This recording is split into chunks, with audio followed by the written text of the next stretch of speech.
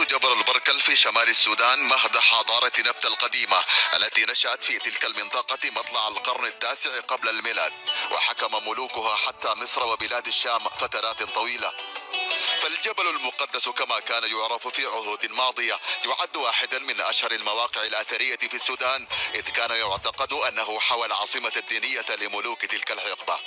نحن الآن نخطط لتسوير هذا الجبل، ويمكن الآن في عدد من البعثات، بعثة جامعة ضنقلة وبعثة البندقية وعدد من البعثات الأزهرية العاملة في هذا المجال، وهو أيضا مضمن في المشروع القطري، وحيكون في الترميم ماشي والتسوير حيكون ماشي والتنقيب حيستمر.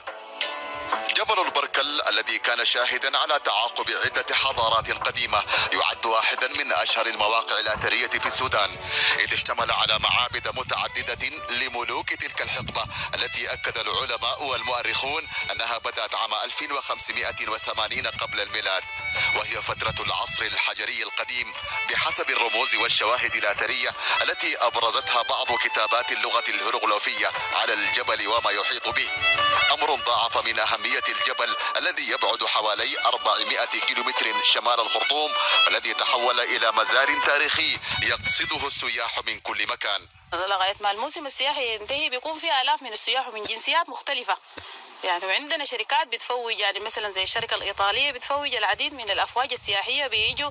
الموسم السياحي عندنا طبعا لأنه الجو بيبتدي من شهر 10 تقريبا وبيخلص في شهر 4.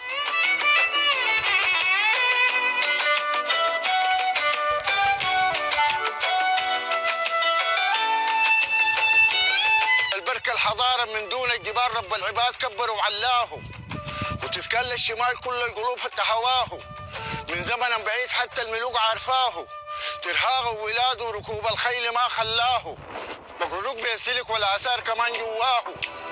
عبد الله أحد سكان منطقة البركل بشمال السودان ظل يتردد على هذا الجبل منذ أن كان طفلا، بل اعتلى قمته مرات عدة، وغير أن صحته الآن لم تعد تقوى على ذلك، بيد أنه يحمل كثيرا من العرفان لما قال إنه رمز تاريخي وحضاري عتيق.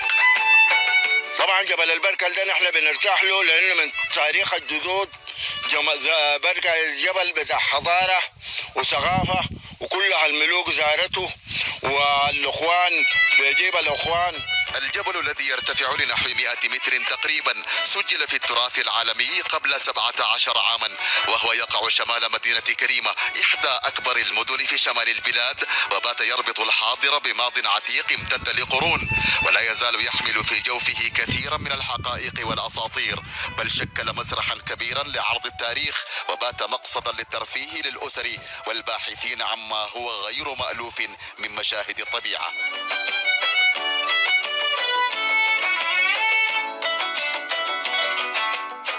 الزول بيطلع بيشوف الحاصل، بيشوف المناظر، يغير شوية من زخم المدينة اللي قاعد فيها، من ضوضاء، من الزخم بتاع شغل، من روتين. عندي خوف من المرتفعات، يعني ده اكسر عندي فوق بتاع المرتفعات دي وقلت اكسرها. وصح عندنا هناك عندنا جبل مرة، لكن ما قاعد امشي له اصلا نهائي لانه بخاف منه، لكن لما جيت بجاي جبل البركل بجاي الليله كنت مصمم اني اطلع اشوفه واطلع من فوق واتصور فوق له كمان. 15 هرما تتوزع في سفح جبل البركل، لها رمزيتها التاريخية وأهميتها الأثرية، وباتت هدفا للبعثات الأجنبية للتنقيب عن الآثار.